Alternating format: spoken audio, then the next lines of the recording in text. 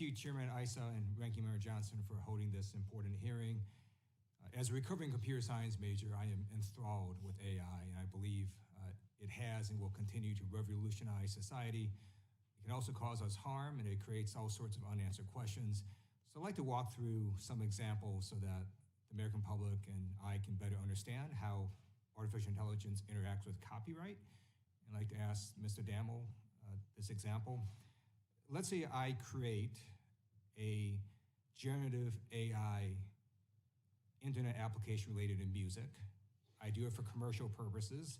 And to train it, I scrape the entire internet of all songs, including every one of Taylor Swift's copyrighted songs without her permission. Your view is I wouldn't have to compensate her in any way, is that right?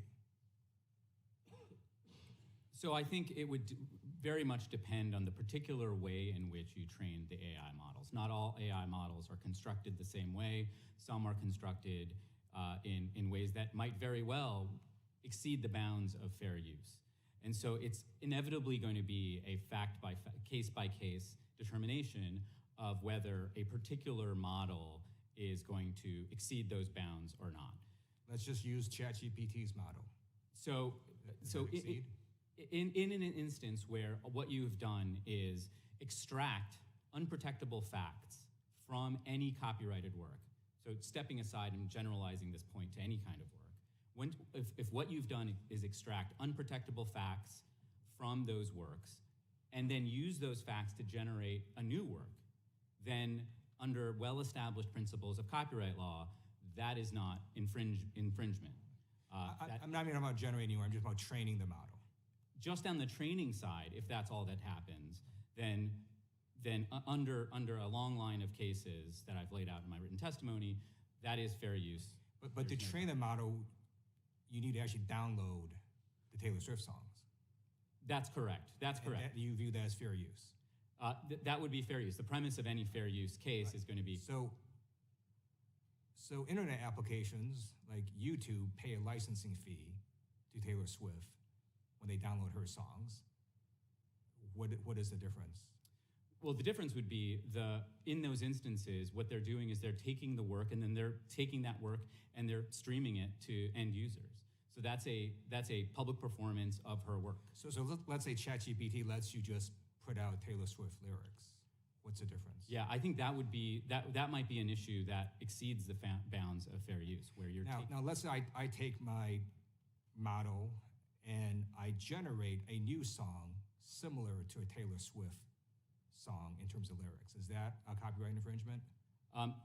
That's correct, Congressman. It would be infringement. It would not be infringement. It would not be infringement. Because one of the basic principles of the Copyright Act, which I discussed earlier, is replicating somebody's style, writing a song. If I were to write a song in the style of Taylor Swift, I would not be committing copyright infringement. That's one of the founding precepts of the Copyright Act. Now, as you know, voice cannot be copyrighted, but let's say my model also generates voice very similar to Taylor Swift, and I have this brand new song similar to Taylor Swift's voice, similar to her lyrics.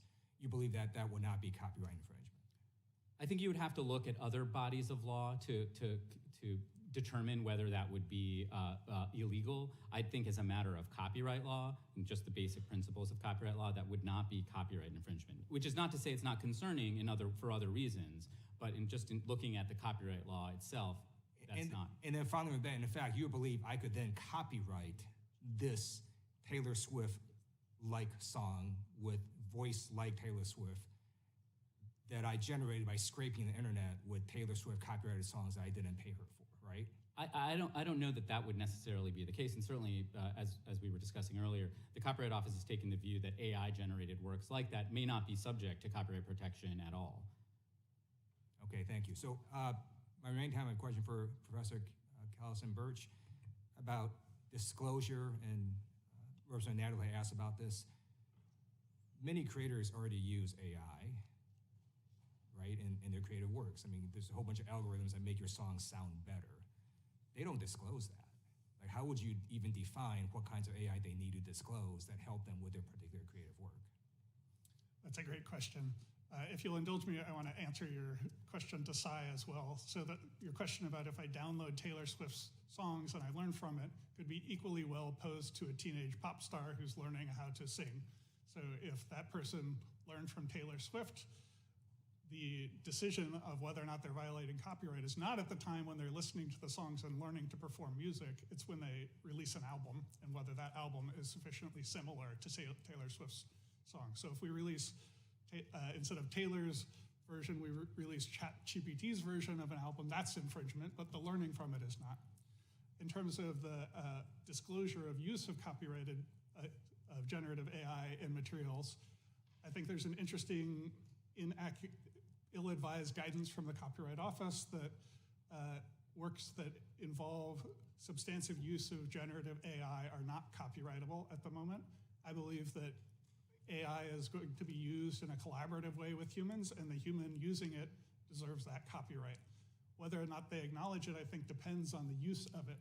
So there was a law passed that political ads must disclose if they're using generative AI to create images of politicians.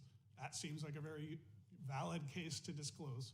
If I'm creating a comic book, seems less high stakes, so probably not necessary. Thank you. I yield back. I thank the